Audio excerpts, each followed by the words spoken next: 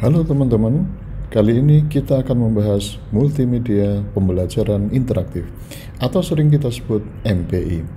Ada 3 kata kunci dalam MPI. Pertama, multimedia. MPI berisi kombinasi teks, gambar, grafik, suara, video, animasi, simulasi yang secara terpadu dan sinergis. Kedua, pembelajaran. MPI berisi materi pembelajaran dengan cakupan sesuai tujuan yang ingin dicapai. Tentu ada evaluasi, ada latihan, dan tes. Yang ketiga adalah interaktif. MPI mempunyai fitur sehingga pengguna dapat terlibat secara aktif untuk mengontrol dan berinteraksi secara dinamis. Interaksi dalam MPI ada beberapa level, mulai dari yang terendah atau kurang interaktif hingga tertinggi atau sangat interaktif. Pertama, yang terendah adalah navigasi video audio. Selanjutnya berturut-turut adalah navigasi halaman, kontrol tombol, menu, link, kontrol animasi, hypermap, respon feedback, drag and drop, kontrol simulasi, hingga level tertinggi adalah kontrol game.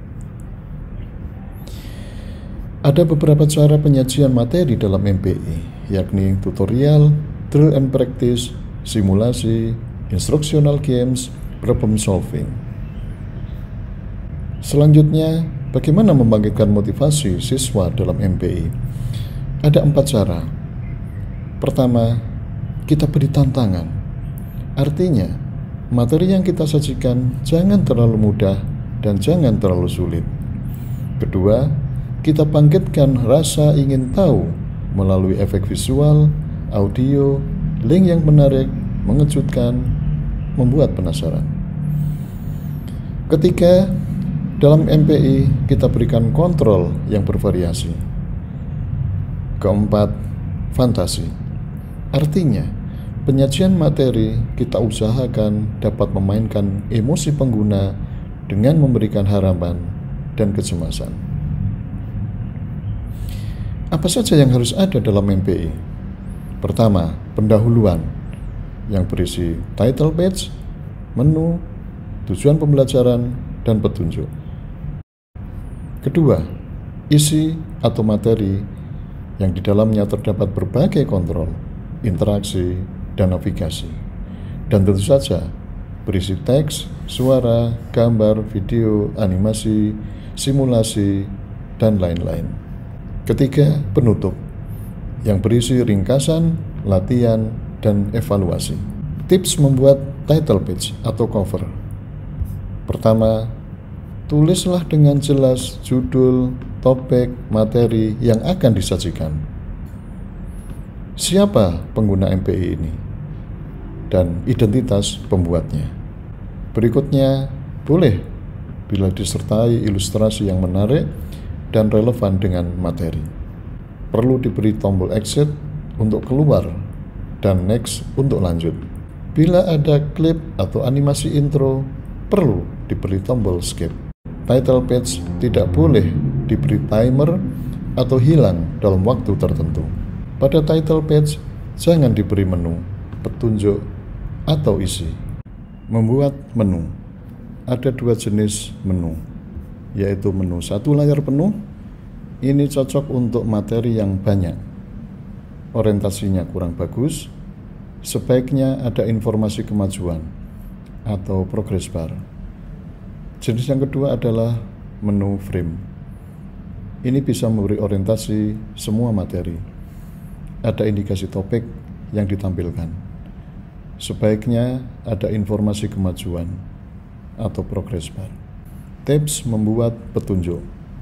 Pertama, berisi cara penggunaan program, bukan cara pengoperasian komputer. Yang kedua, petunjuk harus sederhana, ringkas, mudah dimengerti. Ketiga, berikan tombol skip dan exit. Bila menggunakan audio, video, animasi, perlu dilengkapi dengan navigasi.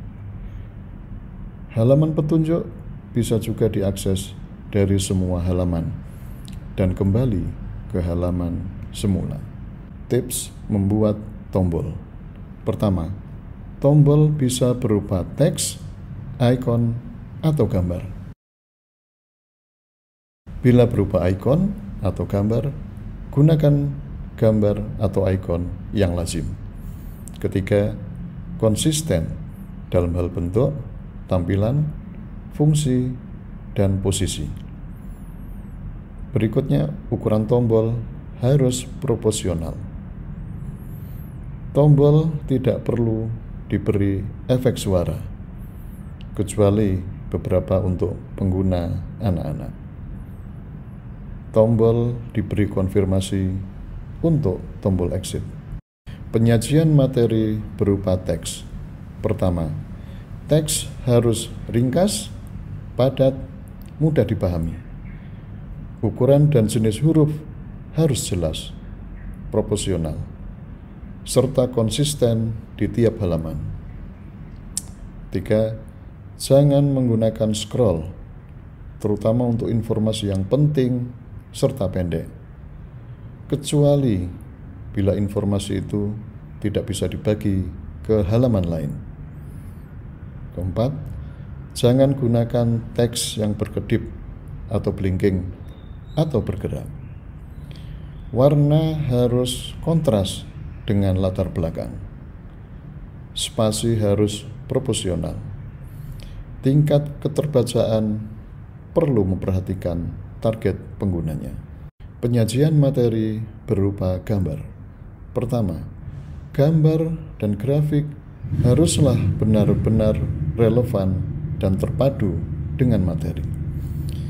Penjelasan serta caption harus sedekat mungkin dengan gambar atau grafik. Hindari terlalu banyak gambar. Gambar yang kompleks sebaiknya dipecah. Bisa dioptimalkan dengan cara hypermap. Perlu memperhatikan kualitas gambar, resolusinya, warnanya, serta ukuran filenya. Penyajian materi berupa animasi. Pertama, animasi harus benar-benar relevan dan terpadu dengan materinya. Gunakan animasi kalau memang betul-betul akan menonjolkan perubahan yang dinamis. Animasi perlu diberi tombol navigasi, play, pause, repeat. Gunakan teks penjelas apabila memang diperlukan. Gunakan efek suara apabila memang diperlukan. Penyajian materi berupa suara. Pertama, suara harus benar-benar relevan dan terpadu dengan materi. Berikan tombol navigasi seperti play, pause, repeat. Suara atau musik latar belakang sebaiknya dihindari, terutama bila tidak relevan. Efek suara yang tidak relevan sebaiknya dihindari. Sebaiknya diberi tombol on-off untuk suara. Kualitas suara harus baik. Penyajian materi berupa video. Video harus benar-benar relevan dan terpadu dengan materi. Berikan kontrol navigasi, play, pause, repeat. Video jangan terlalu panjang. Kualitas video harus baik. Bila video dapat dari internet, tuliskan sumbernya. Penyajian materi berupa simulasi. Pertama, simulasi harus benar-benar relevan dan terpadu dengan materi. Simulasi cocok digunakan untuk menerapkan pengetahuan, problem solving, dan thinking skill. Dalam simulasi, user berinteraksi untuk memanipulasi berbagai aspek dari simulasi. Interaksi bisa dilakukan melalui mouse click, mouse over, mengisi, drag and drop, menekan key, menggeser, dan lain-lain. Bila kompleks, perlu dibuatkan petunjuk pengoperasian simulasi. Tips membuat evaluasi. Pertama, evaluasi harus mencakup keseluruhan materi dan sinkron dengan tujuan pembelajaran. Contoh soal atau latihan perlu diberi cara penyelesaiannya. Feedback harus positif, yaitu yang bisa memberi penguatan sesuai respon pengguna, dan tidak boleh vulgar. Jenis soal dibuat bervariasi, misalnya pilihan ganda, isian, menjodohkan, drag and drop, dan lain-lain. Bila respon salah, maka jawaban yang betul dan penjelasannya harus diberikan dengan soal yang masih kelihatan. Terakhir adalah membuat penutup. Pertama, berikan ringkasan tiap topik atau pokok bahasan. Buatlah glosari, daftar kata, daftar istilah yang sulit, dan artinya. Berikan biodata pembuat. Berikan daftar acuan atau sumber yang dipakai. Akan lebih baik bila hasil dan progres bisa disimpan. Terima kasih.